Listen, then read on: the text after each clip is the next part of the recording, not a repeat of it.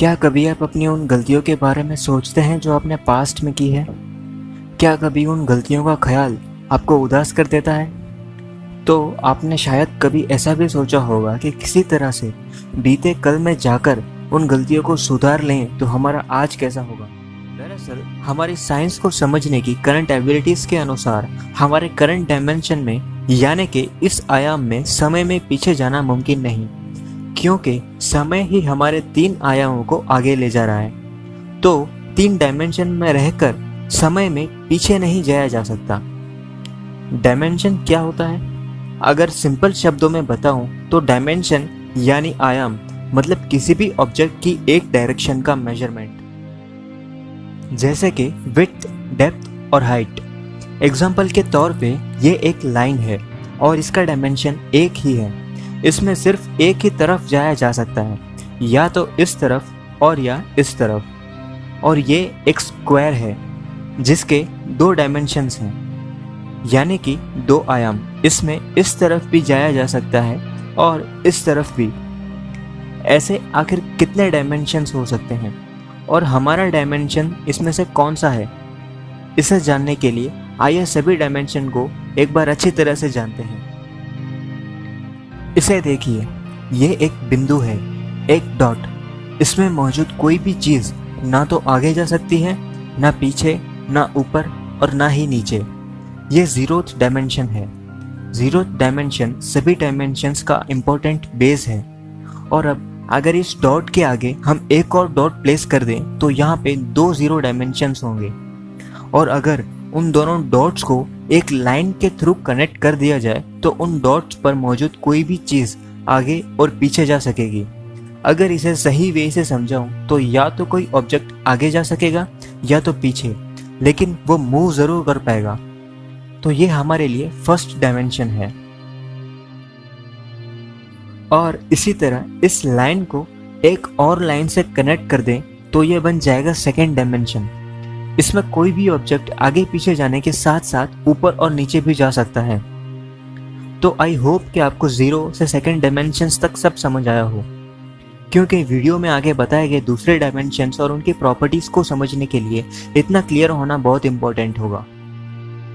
तो second dimension यानी कि एक स्क्वायर जिसमें ऑब्जेक्ट आगे पीछे ऊपर और नीचे जा सकता है। और अगर इस स्क्वायर को हम एक और डायमेंशन दे दें तो ये एक क्यूब बनेगा। क्यूब 3rd डायमेंशन है जिसमें कोई भी ऑब्जेक्ट आगे पीछे ऊपर नीचे लेफ्ट और राइट जा सकता है, जैसे कि हमारी दुनिया जो एक 3 डायमेंशनल वर्ल्ड है, 3D वर्ल्ड। और उसके 3 डायमेंशंस हैं हाइट, डेप्थ और विड्थ, जो हम इस दुनिया में रहकर देख और महसूस कर सकते हैं। तो स्क्वायर यानी कि 2 डायमेंशनल ऑब्जेक्ट और क्यूब यानी कि 3 डायमेंशनल ऑब्जेक्ट। इसे और एक एग्जांपल से समझाता हूँ। अगर आप कोई नॉर्मल मूवी देखने जाते हैं थिएटर में, तो वहाँ आप ये देख पाओगे कि एक स्क्रीन में कई ऑब्जेक्ट मूव कर रहे होंगे। वो सारे ऑब्जेक्ट आपको स्क्रीन में ही दिखेंगे और उससे बाहर कोई भी ऑब्जेक्ट नहीं आ पाएगा, क्योंकि वो एक 2 डायमेंशनल मूवी होती है। तो आप स्क्रीन के सिर्फ 2 डायमेंशन को ही देख सकते हो, एक ये और दूसरा ये। मगर जब आप कोई 3D मूवी देखने जाओगे तब आप ये देख पाओगे कि मूवी में से स्क्रीन के बाहर भी कई चीज़ें निकल कर दिखाई देगी, क्योंकि उस मूवी को एक और डायमेंशन दे दिया गया होता है। और अब वो 2D यानी कि 2 डायमेंशनल ऑब्जेक्ट्स दिखाने के बजाय 3 डायमेंशनल ऑब्जेक्ट्स दिखाएगी, जिसमें हाइट, डेप्थ और विड्थ तीनों आपको दिखते हैं। अगर किसी भी ऑब्जेक्ट के 2 डायरेक्शन को मेजर किया जा सकता है तो वो 2 डायमेंशनल ऑब्जेक्ट होगा। और अगर किसी ऑब्जेक्ट के 3 डायरेक्शन को मेजर किया जा सकता हो तो वो 3 डायमेंशनल। तो अब आगे बढ़ते हैं चौथे आयाम की ओर, 4th डायमेंशन, जो कि है टाइम। दरअसल चौथा डायमेंशन समय के रूप में हमारी 3 डायमेंशनल वर्ल्ड से जुड़ा हुआ है। ये भी कहा जा सकता है कि हम इस वक्त 4th डायमेंशन में है, जहां पर हम 3 डायमेंशनल वर्ल्ड के साथ एक और डायमेंशन को समय के रूप में एक्सपीरियंस करते हैं। आपको कंफ्यूजन ना हो इसीलिए अगर आपको आसान शब्दों में बताऊं तो सभी 3 डायमेंशंस और टाइम कनेक्टेड हैं, जिसे हम स्पेस टाइम के रूप में समझते हैं, जो हमें स्पेस में हर समय टाइम की मदद से आगे ले जा रहा है। बिल्कुल इस लाइन की तरह आगे ही जाते जा रहे हैं। हम पास्ट से प्रेजेंट और प्रेजेंट से फ्यूचर की ओर मूव करते हैं, बीते कल से आज और आज से आने वाले कल की ओर। आई होप कि आपको चौथा डायमेंशन समझ आया हो। ये और कुछ नहीं बल्कि टाइम है। अब इस लाइन को देखिए और सोचिए कि ये टाइम को डिनोट करती है, जो हमें आगे की ओर ले जाता है। तो क्या होगा अगर हम इस लाइन पर एक और लाइन जोड़ दें, जो कि हमें टाइम में आगे जाने के साथ साथ लेफ्ट और राइट भी ले जा सके। इसे 5th डायमेंशन कहा जा सकता है। दरअसल 5th डायमेंशन पैरेलल वर्ल्ड्स की बात करता है। इसे एक एग्जाम्पल के थ्रू समझते हैं। सपोज कीजिए कि एक लड़का है जिसका नाम एडम है। तो अपने 10th के बाद +1 में वो अपना सब्जेक्ट चूज कर रहा होता है। उसके पास 2 ऑप्शंस हैं, साइंस और आर्ट्स। अगर हम हमारे वर्तमान आयाम की बात करें, जो कि 4th डायमेंशन है, तो इस डायमेंशन में उन दोनों ऑप्शंस में से वो किसी एक को चूज कर सकता है। या तो वो साइंस ले सकता है या फिर आर्ट्स। मगर 5th डायमेंशन में यानी कि 5वें आयाम में वो उन दोनों चीज़ों को एक साथ कर सकता है, वो भी एक समय में। दरअसल इस 5th डायमेंशन के कंसेप्ट में पैरेलल वर्ल्ड्स की थियरी जुड़ती है, और जिसमें 2 पैरेलल वर्ल्ड्स हैं। इसमें एक ही जगह पर एक ही समय में 2 चीज़ों का होना मुमकिन है। इसे थोड़ा और अच्छे से समझने के लिए अगला यानी कि 6th डायमेंशन एक बार पहले समझते हैं। तो 6th डायमेंशन में 5th डायमेंशन के पैरेलल वर्ल्ड्स का ही कॉन्सेप्ट बेस के रूप में लिया गया है। अब सपोज कीजिए कि 5th डायमेंशन में एडम दोनों ही वर्ल्ड में एक कामयाब इंसान बन गया है, एक में साइंटिस्ट और दूसरे में एक फैशन डिजाइनर। तो क्या होगा अगर एक वर्ल्ड का एडम दूसरे वर्ल्ड के एडम से मिल पाए?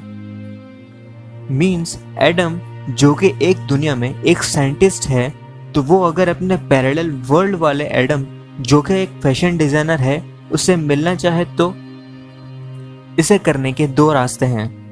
पहला ये कि साइंटिस्ट एडम टाइम में पीछे जाकर उस समय पर आ पहुंचे जहां वो अपने सब्जेक्ट ऑप्शन चूज कर रहा होता है, और वहां से दूसरा एडम आर्ट्स चूज करे और उसी टाइमलाइन में दोनों यानी कि साइंटिस्ट एडम और छोटा एडम जिसने अभी अभी आर्ट्स चूज किया होता है टाइम में उतना आगे जाए जहां पर साइंटिस्ट एडम ने टाइम में पीछे जाने का सोचा था।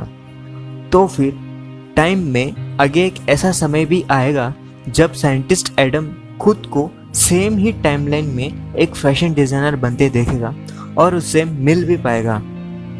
मगर इस प्रोसेस में बहुत ही समय बीतेगा और यह बहुत ही बड़ी जर्नी हो जाएगी, जहां पर एक एडम बूढ़ा हो चुका होगा और दूसरा अभी भी जवान होगा।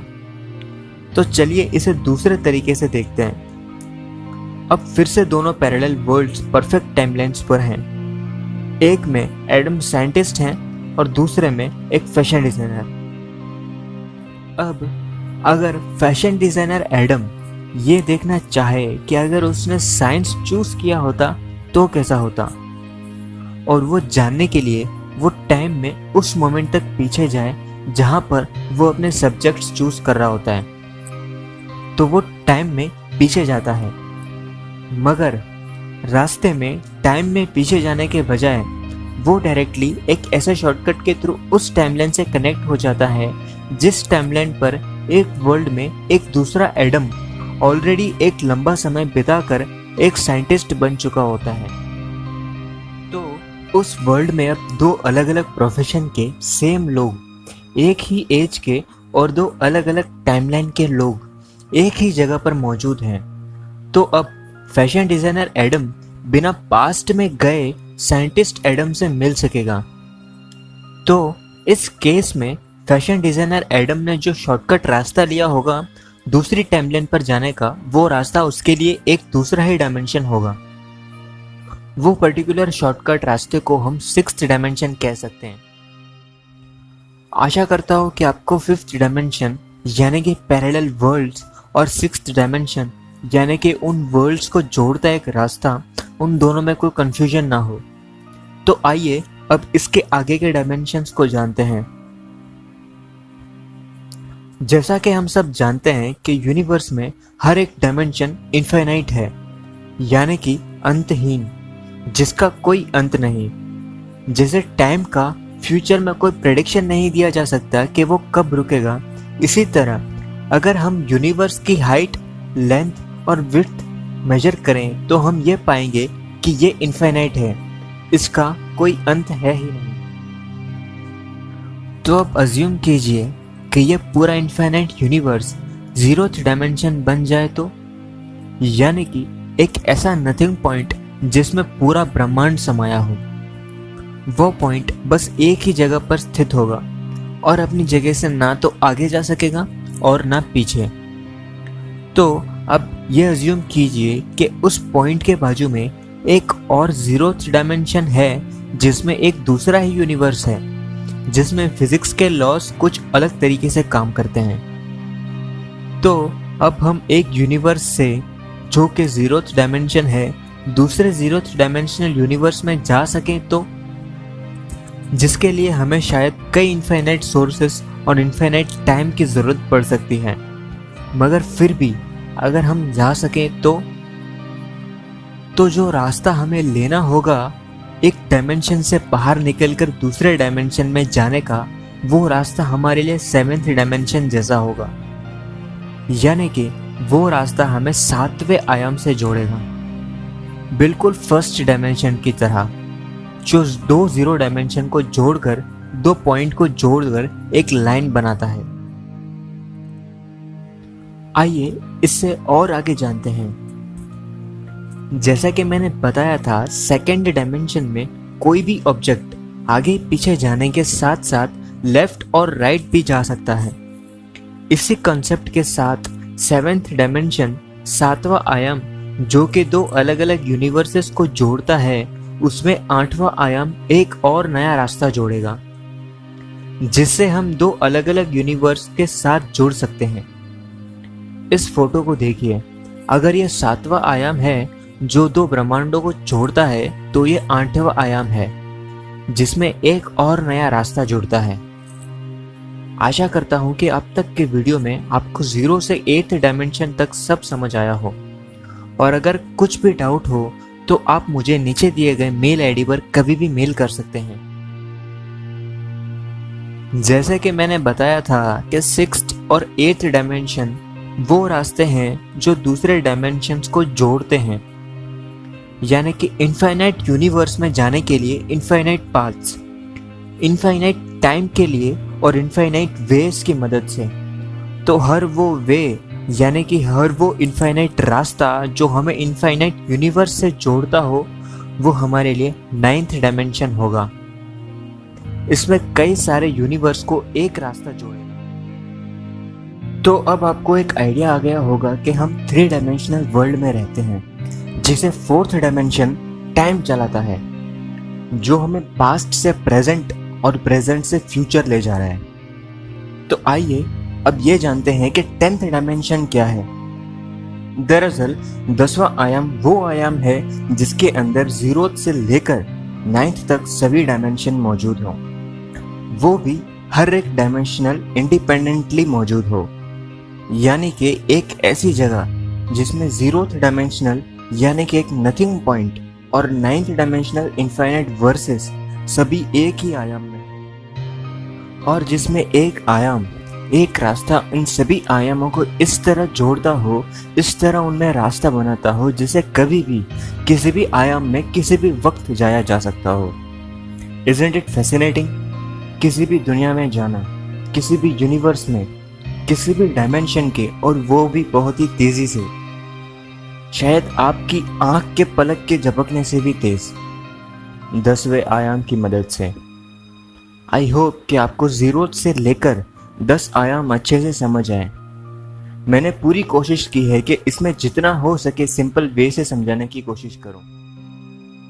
अब अगर कोई ऐसा हो जो इन सभी आयामों को अपने हिसाब से कंट्रोल कर सके और इन्हें अपने हिसाब से चला सके, तो आप उसे भगवान ही कहेंगे। इन सभी आयामों को जानने के बाद मैं हमेशा यही सोचता हूँ कि क्या 10 आयामों के आगे भी कोई आयाम है या फिर ये सिर्फ 10 डायमेंशंस ही हैं। तो आइए इसके बारे में भी जानते हैं। अगर स्ट्रिंग थियरी और एम थियरी को देखें तो उसके अकॉर्डिंग वो हर घटना, वो हर प्रोग्राम जो आपके दिमाग में चल रही हो, वो हर इमेज जो आप सोच रहे हो, संभव है कि किसी डायमेंशन में वो घटित हो रही हो। अगर आप बिग बैंग के बारे में सोचेंगे तो फिर किसी डायमेंशन में ये भी पॉसिबल है कि बिग बैंग एक्चुअली इस वक्त हो रहा हो। इस वक्त शायद कोई यूनिवर्स जन्म ले रहा हो। मेरे कहने का मतलब यह है कि हम सभी जो इस दुनिया में रहते हैं, जो भी हम सोचते हैं, जो भी हमारा दिमाग प्रोसेस करता है, वो सभी घटनाएं किसी न किसी डायमेंशन में घट रही होती हैं। और एम थियरी के अनुसार एक और डायमेंशन भी है जिसे 11th डायमेंशन माना गया है, जिसके बारे में हम किसी और दिन जानेंगे।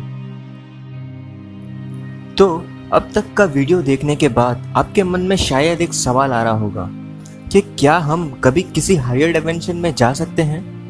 तो उसका जवाब है नहीं।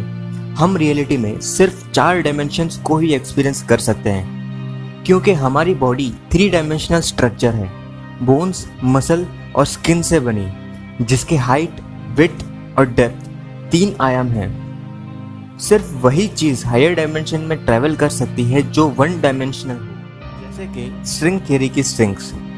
स्ट्रिंग एक ऐसी क्वांटम बॉडी है जो क्वार्क से भी छोटी होती है और हर डायमेंशन में वाइब्रेट करती है। स्ट्रिंग किसी भी अन्य पार्टिकल्स की मदद से नहीं बनती, वो खुद में ही एक सिंगल डायमेंशनल चीज होती है जो हर समय वाइब्रेट करती रहती है। और इसीलिए क्वांटम फिजिक्स के अनुसार वो टाइम में और हायर डायमेंशंस में कभी भी कहीं भी जा सकती है। दरअसल सभी 10 डायमेंशंस कई अलग अलग डायमेंशंस से जुड़ने के बाद बने हैं, जिनकी अलग अलग प्रॉपर्टीज होती हैं, जिसकी वजह से केवल 1 डायमेंशनल बॉडी ही हायर डायमेंशंस में जा सकती है। बेशक आज हमारे पास ऐसी टेक्नोलॉजी नहीं है जिससे हम बड़े डायमेंशंस को देख सकें या फिर उन्हें विजुअलाइज कर सकें, मगर फ्यूचर में शायद ऐसी टेक्नोलॉजी आ सके जो 1 डायमेंशनल बॉडीज की एनर्जी को कंट्रोल कर सके, तो हायर डायमेंशंस में जाना शायद मुमकिन हो सके, जिससे एक और चीज, एक और बात संभव हो जाती है, जो कि है फ्यूचर के ह्यूमंस, यानी कि फ्यूचर के मनुष्य कुछ ऐसी टेक्नोलॉजी प्राप्त कर लें जिससे 10 डायमेंशंस को कंट्रोल किया जा सकता हो, तो हम इस यूनिवर्स में और मल्टीवर्स में कुछ भी कर सकेंगे। और ये भी संभव हो सकता है कि जिन्हें हम गॉड कहते हैं वो कोई और नहीं बल्कि फ्यूचर के ह्यूमंस हैं, यानी कि फ्यूचर के मनुष्य हैं, जिन्होंने टेक्नोलॉजी पर कुछ ऐसी महारत हासिल की है कि वो हर डायमेंशंस की पॉसिबिलिटीज को कैसा भी प्रोग्राम कर सकते हैं। यानी कि शायद हमको और हमारी दुनिया को वो ही चला रहे हैं और हर समय हमारे सामने वो कुछ ऐसी सिचुएशंस, ऐसी पॉसिबिलिटीज क्रिएट कर रहे हो जो हमें उस ओर ले जाए जहां पर हम टेक्नोलॉजी में कुछ और ग्रोथ कर पाएं, और या शायद वो हर समय कुछ ऐसा कर रहे हो जिसे हमारे फ्यूचर में आने वाले कई डिजास्टर्स को रोका जा सके। वो हमारे माइंड में आने वाले थॉट्स और उन थॉट्स से क्रिएटेड सिचुएशंस को कुछ इस तरह से प्रोग्राम कर रहे हो जिसकी वजह से फ्यूचर में हम कुछ ऐसी सफलताएं हासिल कर पाएं जो हमें उन डायमेंशन से जोड़ने में मदद रूप हो। इसे मैं आपको अच्छे तरीके से समझाता हूँ। एक चींटी को एग्जाम्पल के तौर पर देखिए। चींटी का आकार हमसे बहुत छोटा होता है, यानी कि उसके कंपैरिजन में हम इंसानों के डायमेंशंस कई हद तक बड़े होंगे। तो अब एक पेपर में अगर एक चींटी इस कोने से दूसरे कोने तक जा रही है तो इतना दूर जाने के लिए उसको इतना लंबा सफर तय करना होगा। वहीं अगर आप उस पेपर को फोल्ड करके उस चींटी के लिए एक ऐसा रास्ता बना दें जो उसके करंट पोजीशन से डेस्टिनेशन पॉइंट को जोड़ता है, तो वो चींटी एक लंबा सफर तय करने के बजाय कुछ ही समय में एक जगह से दूसरी जगह जा सकेगी। तो अब आप जो कि चींटी से बड़े डायमेंशन में हो, जिसने वन डायमेंशनल पेपर को फोल्ड करके टू डायमेंशनल बनाया, जिसकी वजह से वो अपने डेस्टिनेशन तक इजीली पहुंच सकी बिना किसी कठिनाइयों का सामना किए और कुछ ही समय में। तो इसी प्रकार से अगर फ्यूचर के हायर डायमेंशंस के ह्यूमन शायद हमारे लिए कुछ ऐसा कर रहे हो जो हमें हमारे डेस्टिनेशन तक इजीली पहुंचाए, और वो भी बहुत कम समय में बिना किसी कठिनाइयों का सामना करें, तो उन्हें आप क्या कहोगे? गॉड, भगवान, या फिर कोई ऐसी सिविलाइजेशन, कोई ऐसी एडवांस्ड सिविलाइजेशन जो पास्ट में हुई गलतियों को सुधारने के साथ साथ कई ऐसे रास्ते हमारे लिए प्रोग्राम कर हमें मदद करने की कोशिश कर रहे हो? मैं पहले बता दूं कि यह बस एक फिक्शनल पॉसिबिलिटी है, यह बस एक थॉट है। आशा करता हूं कि आपको ये वीडियो पसंद आया हो और इसमें से कुछ रोचक जानकारी आप तक पहुंची हो। इस वीडियो को शेयर करें और लाइक ज़रूर करें, और हमारे चैनल साई-फ्लाई को सब्सक्राइब भी ज़रूर करें और इस टॉपिक पर सोचते रहें। Thank you.